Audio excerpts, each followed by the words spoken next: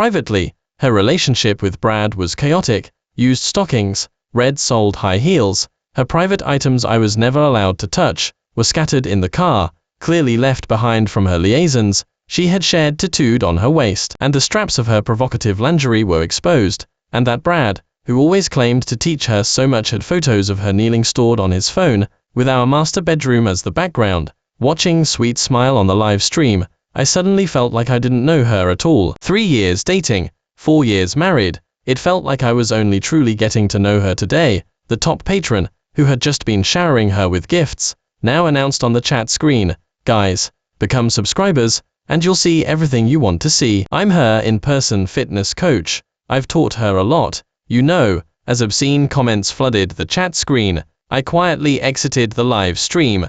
Turning off my phone screen, I went to the window and lit a Marlboro cigarette, looking at the bustling city under the night sky. My heart was unusually calm. In the past, I would have angrily confronted Scarlett, demanding to know why, but today, I felt not even a hint of anger. Somewhere along the way, the heart that loved and cared for her had quietly died. The cigarette hadn't even burned out when the bedroom door suddenly pushed open. I turned to see Scarlett, my wife, fanning her nose with her hand and complaining, "Why are you smoking in here again?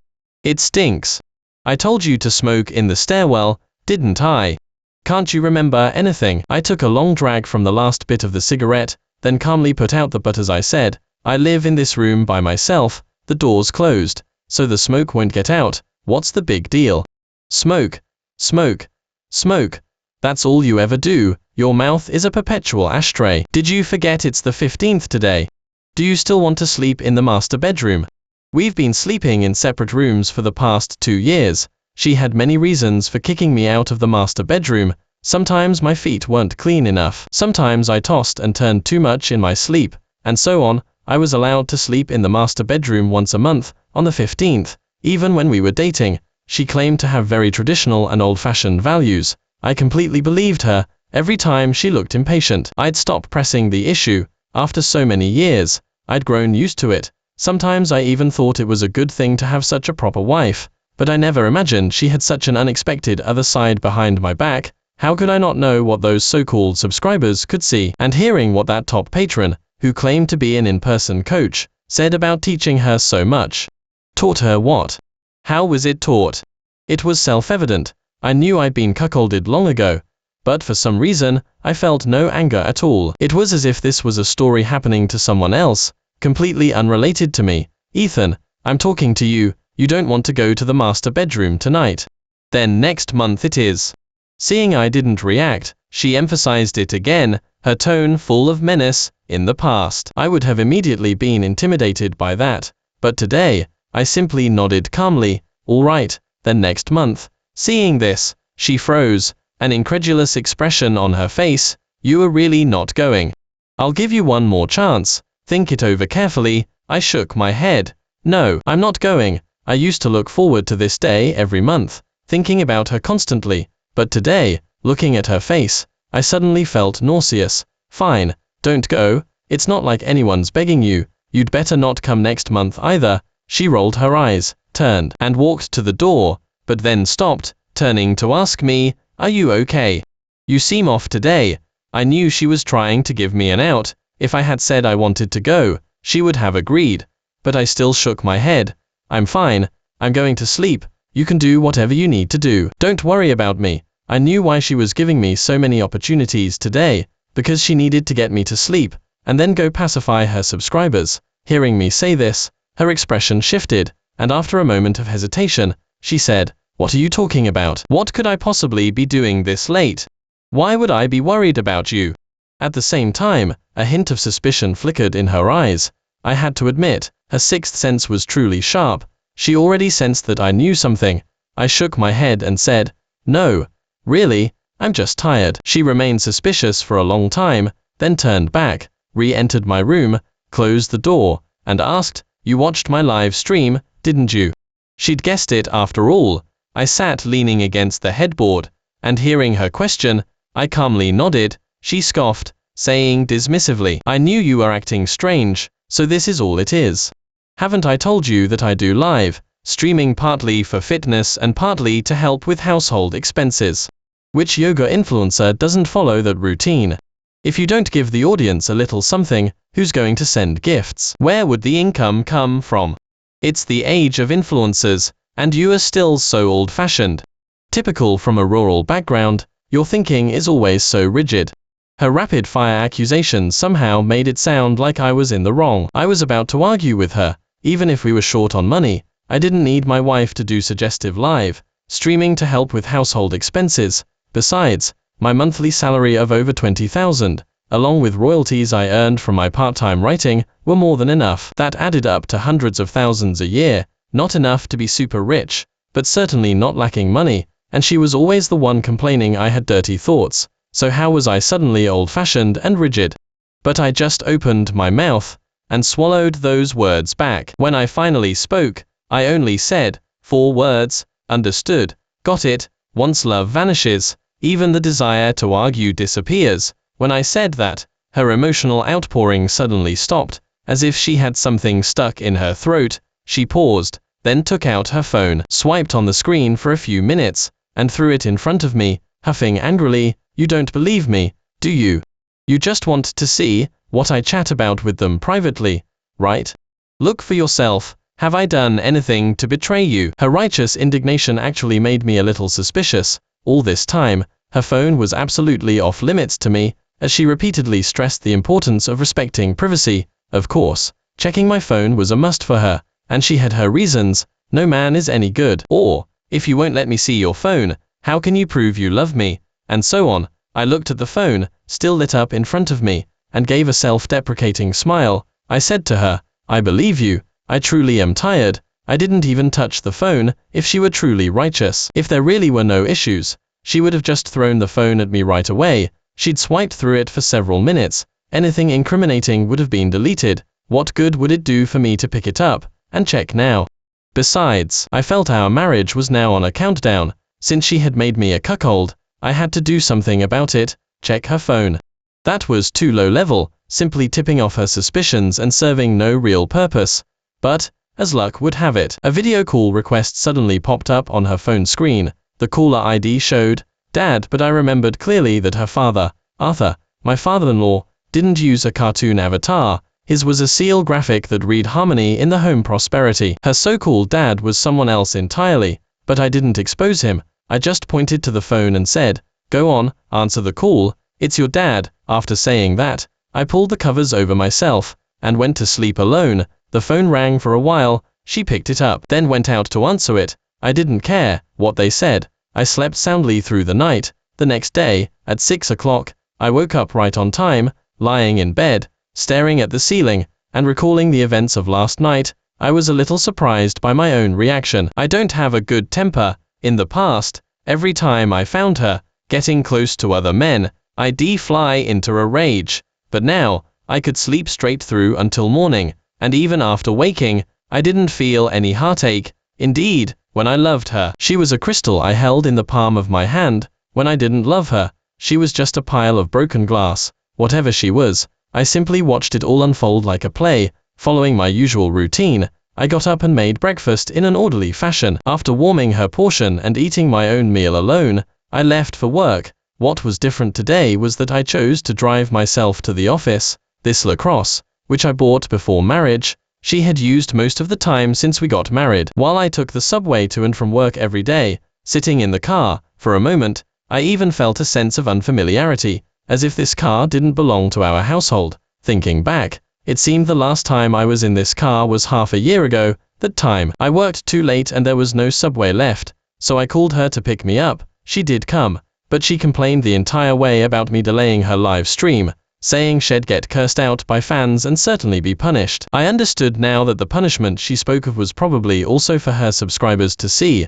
Driving all the way to the office, it was only when I parked that I noticed something unusual in the back passenger seat. In a corner of the driver's seat, a few items of clothing were scattered. I looked through them. Several pairs of stockings of different colors, rolled into a messy ball, clearly used. Under the seat was a pair of black high heels with red soles. The legend says, "Red soles to the sky, power without end." I understood that popular online meme. For a moment, an image of Scarlett, my wife, wearing stockings, with her red soles facing the sky flashed in my mind. I couldn't help but let out another self-deprecating laugh. My wife, who always boasted about being very traditional, was perhaps only traditional when she was with me. I put everything back exactly as I found it, got out of the car, and went to the office with a calm expression. As usual, I greeted my colleagues, but sitting at my desk, opening my computer, I couldn't calm down. The images of those clothes in the car, and how they would look on Scarlett,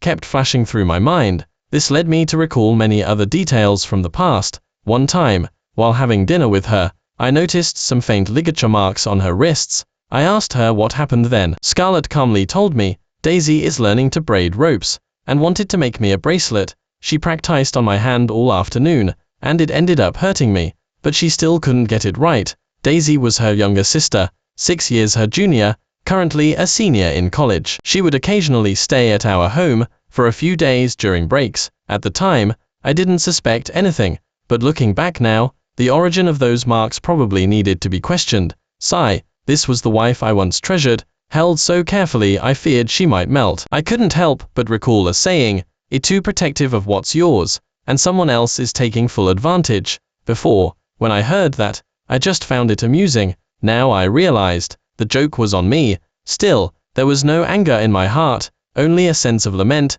and a little regret. After all, 3 years of dating, 4 years of marriage, 7 years of a relationship, even if it were raising a dog, it would be deeply bonded. I never expected her to become someone else's dog. As my mind wandered with these chaotic thoughts, Scarlett, my wife, suddenly called. Right away, she demanded, "Where's the car? Did you take the car?" I said, "Yes. Do you need it? If so, you'll have to pick it up at our office parking lot." Perhaps it was my calm tone that made her pause before asking, "Why didn't you tell me you were taking it? Is the car okay?" Her tone clearly became more hesitant. Guilty, I said, "It's fine. Oh, I noticed the gas was low. I'll fill it up when I head home after work." "Oh, no, don't bother. I need the car in a bit. I'll take care of the gas," she quickly interjected. I said, "All right then." There was silence on the call for a moment, but she didn't hang up, so I asked her again, "Anything else?" She stammered for a moment, then cautiously said, "Ethan, you found out, didn't you?" Her sixth sense was truly incredibly accurate. Without the slightest hesitation, I countered, "Found what?" "No, nothing." I questioned her again. "What is it, Scarlett? Are you hiding something from me?" No, she quickly denied, then added, "I'm just angry you took the car without telling me." Her tone quickly returned to normal. I knew she had dismissed her suspicions, so I didn't say anything more and hung up the phone. It was still the same sentiment, just let everything stay as it was. The more I saw, the more I would think, and my logical reasoning might even become irrational due to emotional changes. So, what was the point? She had clearly betrayed me, and I was certain I had lost all love for her. This marriage was inevitably going to end. So, since I had already guessed the full scope of what was happening, delving into more details would only sicken me further. However, even though I didn't want to explore more details, someone wasn't going to let me have my way. As work was nearing an end, I hesitated, trying to come up with an excuse not to go home, as I didn't particularly want to see Scarlett. Just then, I suddenly received a call from Scarlett's sister. "Daisy, Ethan, Mom and Dad are calling you two home for dinner. Why can't I reach Scarlett on her phone? Is she busy?" Or maybe she didn't hear it. At this time, she should have just finished her dance class. Scarlett didn't go to yoga today. Brad didn't go either. My heart jolted, and I immediately thought of something. I composed myself and asked Daisy, "How do you know that? Do you practice yoga with Scarlett too?" "Yeah. Scarlett even helped me sign up. Brad even gave us a 30% discount." I continued, poker-faced. "Oh, so Brad's quite a nice guy then." "Yeah, he's good. Very chatty. He even bought drinks for Scarlett and me. I got totally drunk that day. Scarlett later took me to your home to sleep." "Oh, right, you were on a business trip that day." Listening to her account, I was utterly shocked. Scarlett, my wife, not only betrayed me and cheated. Could it be that she also involved her own sister? Although I was already certain Scarlett had betrayed me, I still couldn't believe it when it involved Daisy. After chatting with Daisy for a few more minutes, I hung up the phone, quickly packed up, and left work early. On the way, I made several calls to Scarlett. Without exception, no one answered. She hadn't gone to yoga, Brad hadn't gone, and now she wasn't answering her phone. What was she doing? The answer was obvious. Was she really so impatient, so brazen? She'd suspected earlier if I had found anything out, and yet she went out to fool around with someone else again tonight. I couldn't help but wonder, was this still the Scarlett who used to blush at a few sweet words? Although my heart was already in turmoil, by the time I arrived at Arthur's home, I had managed to compose myself. Arthur and Eleanor were both intellectuals. Arthur had been my university professor, and Eleanor, before retiring, was an English teacher at a high school. A table full of food and drinks was already prepared at home. Seeing me enter, Arthur immediately waved me to a seat. "Ethan's here. Let's you and I have a drink first," I suggested. "Why don't we wait for Scarlett?" I left her a message. She should hurry back when she sees it. Eleanor chimed in. "I don't know what she's up to, not answering her phone. That young woman is getting more and more out of line." Daisy also interjected. "Ethan, I'm starving. Let's eat first." Maybe has already eaten her fill outside. Although was just talking about eating, her words sounded a bit jarring to me. Eaten her fill outside. Eaten her fill of what? Just as I was lost in thought, my phone rang. I picked it up, and saw it was Scarlett calling. Seeing the inquisitive looks from Arthur and Eleanor and Daisy, I said, "It's Scarlett's call." As I answered, I instinctively put it on speakerphone. My wife's breathless voice came through the receiver. "H honey." "Oh. Why are you calling?" "HMM. Everyone present was an adult. The suspicious sounds coming from Scarlett's phone instantly silenced the room. Even though I was already certain I no longer loved her, I couldn't contain my fury. Betraying me was one thing, but why insult me in such a way? I demanded, "Where are you? What are you doing?" "I am jogging, honey. Mom and Dad called us to come home for dinner. You go." "HMM, go ahead. I've already eaten my fill outside, honey." "HMM. Ha.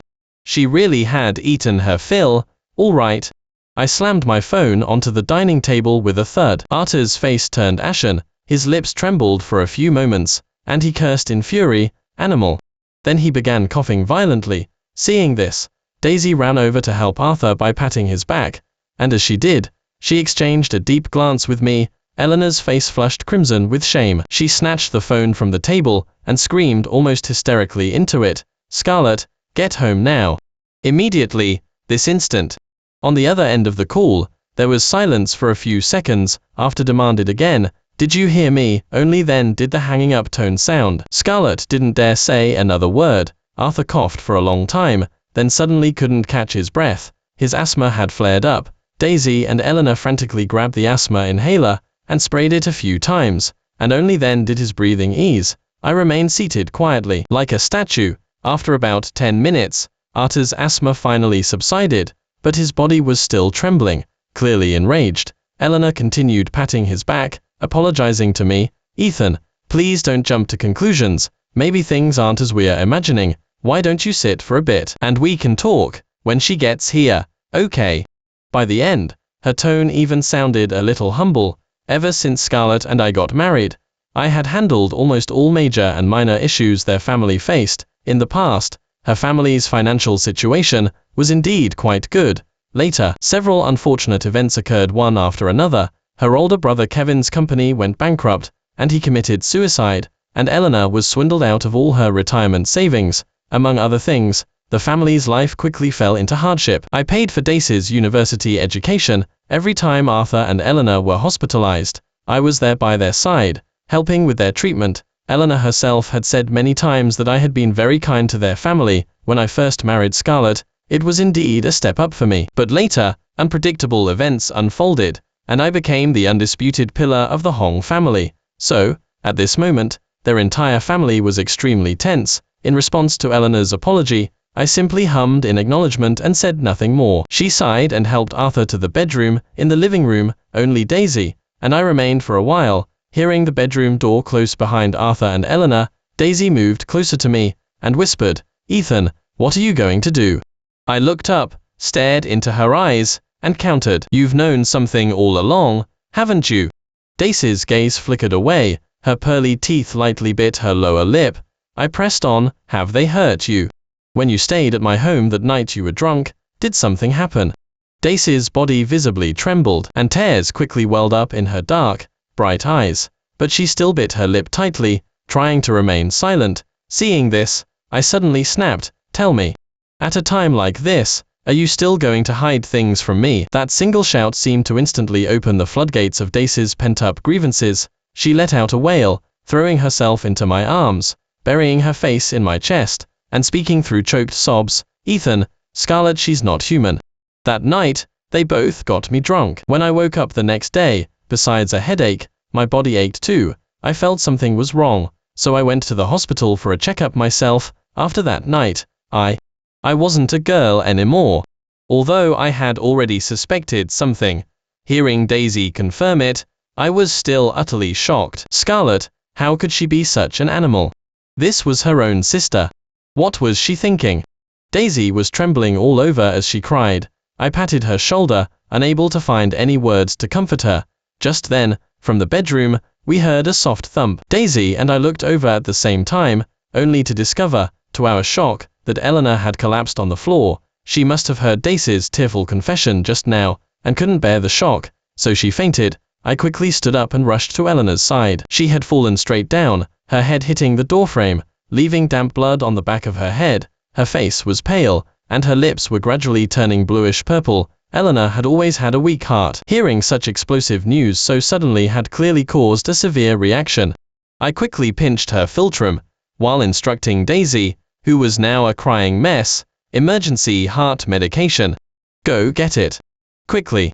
Daisy, crying "Mom, wake up," stumbled to the bedside table to get the medicine. Meanwhile, I kept pinching Eleanor's philtrum, desperately calling out to her. When brought the emergency heart medication, Arthur, who had been lying in bed due to his asthma, was now coughing violently and trying to get out of bed. I instructed Daisy, "You take care of Dad. I need to get Mom to the hospital, her condition is not good." So, flustered, grabbed the asthma inhaler and sprayed it into Arthur's throat.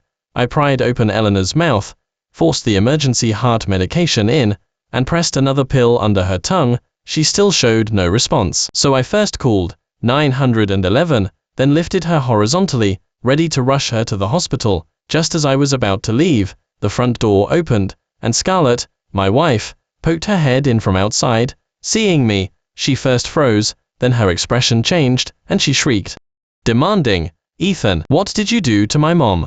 I shot her a hateful look, too disgusted to utter a single wasted word.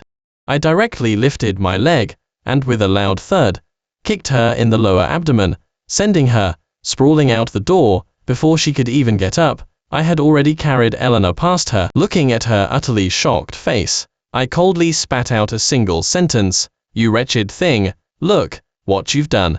As I went downstairs, I heard Arthur's furious roar from inside the house, "Animal, I'll kill you today."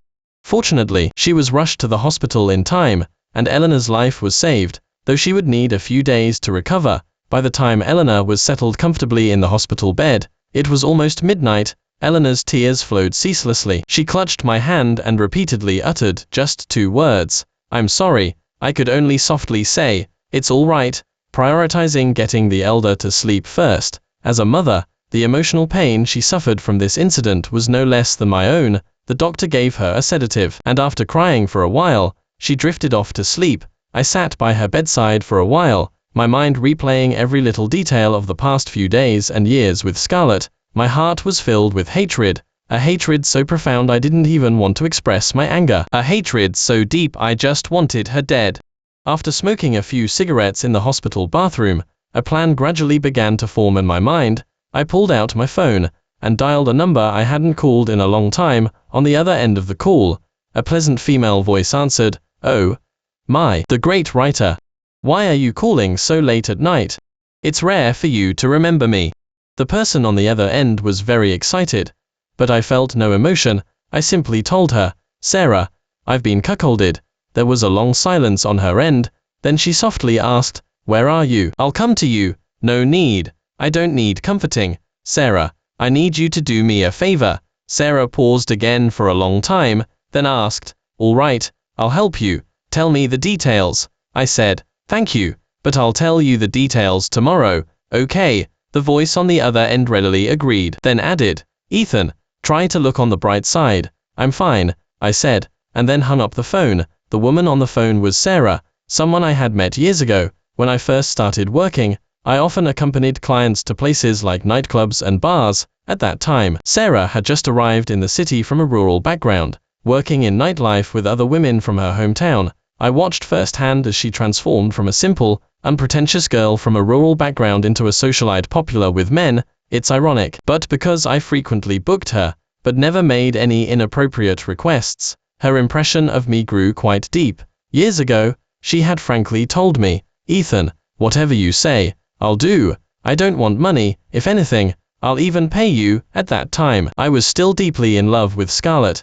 so naturally, I didn't agree. Later, when Sarah saw me, her words changed. She said, "Before, I wanted to give myself to you because I thought you were a good person, and I liked you, but now, even if you wanted me, I wouldn't give myself to you." She leaned in and whispered in my ear, "I'm tainted. I don't have long to live. Are you afraid of me being so close to you?"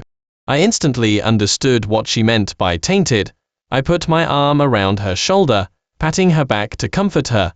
"Don't worry, if I have any future client dinners, I'll still request you." It wasn't out of an overly compassionate heart. I knew that disease, as long as there wasn't intimate contact, posed no risk of infection. She cried and promised me then, "Ethan, don't worry, I'd never harm you in this life. If there's anything I can do to help you, just say the word." Now, I needed her help. As I hesitated, wondering how to respond to Eleanor, out of the corner of my eye, I caught a glimpse of Scarlett, who had finally quieted down to express her profound remorse. She was kneeling on the floor. The movement exposed a section of her lower back. Around her waist was a red strap, clearly part of some minimalist provocative lingerie. Not only that, but words were faintly visible on her lower back, even though only half was showing. I instantly recognized the two characters shared. Suppressing the discomfort in my gut, I turned my head away. My gaze met Dace's, and I knew she had seen it too. My hatred peaked at that moment, but I took a deep breath, and, in as calm a voice as I could manage, said to Eleanor, "All right, I agree. You focus on your recovery, and I'll forgive her." Hearing this, Daisy abruptly stood up. She was clearly angry. I didn't look at her. Instead, I nudged Scarlett with my foot and calmly continued, "Get up." "Ive agreed with Mom. I forgive you. Let's try to live properly from now on." Scarlett finally got up. She first mumbled several, "Thank you, husband," repeatedly, then she awkwardly climbed onto the hospital bed, and apologized to Eleanor. Eleanor turned her face away, not saying a single word. I patted Scarlett's shoulder. "All right, stop fussing. Mom needs rest. I'll stay here tonight. Go home and check on Dad. He's by himself." Scarlett nodded obediently and left. Only and I remained in the hospital room. Neither of us said anything more. We just stood by the bed, waiting until Eleanor's breathing became steady again, and she fell asleep, before we both left the room. In the hospital stairwell, I lit a Marlboro cigarette. Daisy said, "Give me one." I handed her the cigarette and lighter. She took a drag, coughed violently a few times, then asked, "Did you really forgive her? Is that it? Is this just over?" I watched the ember of my cigarette glow and fade, and only after it was finished did I slowly say to her, "Let's just let life continue as it is. For your situation, too much time has passed. Any evidence is probably gone. The law might not be able to help you much. As for those vile people, karma will catch up to them." She looked furious, violently throwing her unfinished cigarette to the ground, and stomping on it several times. As she stood up to leave, a low, guttural remark escaped her throat, "You are such a pathetic failure." "Daisy," I called out to her, speaking calmly, "don't do anything reckless. Give me some time." I believe in two sayings. The first is, karma will catch up to her. The second is, a leopard can't change its spots. 3 days after that night, Eleanor was discharged from the hospital and returned home. Although her physical health was temporarily stable, her spirit was clearly drained, and she often sat there alone, lost in thought. Arthur's asthma worsened, with frequent attacks, making it impossible for anyone to leave his side for 24 hours. Scarlett stopped going to her yoga classes and stopped live streaming, claiming she wanted to devote herself entirely to caring for the elderly. I, however, used her lack of experience with such work as an excuse to resign from my job, so I could help her care for Arthur and Eleanor. Daisy, citing the distance of her internship from home, rented an apartment outside and rarely returned. Aside from my refusal to share a bedroom with Scarlett, our lives seemed to revert to their previous routine. One day, 2 months later, I received a message from Sarah. The message was extremely simple, just an OK emoji. I transferred her 100,000. One day, 3 months later, Scarlett returned home after being out grocery shopping for a suspiciously long time, looking completely distraught. I asked her what was wrong, and she forced a smile, saying, "Nothing, maybe just a little tired." Another 2 weeks passed. One day, while Scarlett was out grocery shopping again, I followed her and saw her enter the public clinic. I turned on my phone camera and followed her inside. I filmed her, arguing with a tall, muscular man who seemed utterly despondent. She cried, accusing the man, "It's all your fault, you scumbag. You're the one who gave me this dirty disease." The man looked annoyed, casually slapping Scarlett across the face. "Who knows if it was you, you bitch, who started this? Get lost, go die somewhere. Scarlett was my wife. How could he hit my wife?"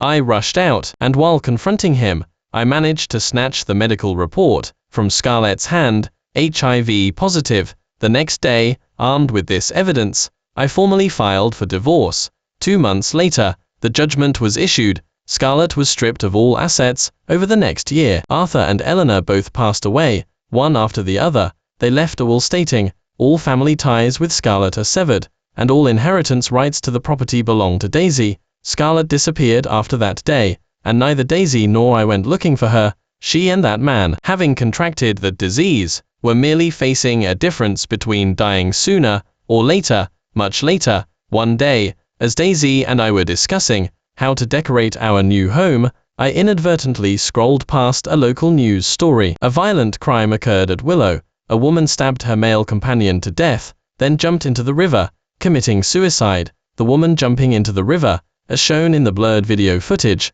was vaguely a familiar figure. Daisy paused for a few seconds, then swiped away the video.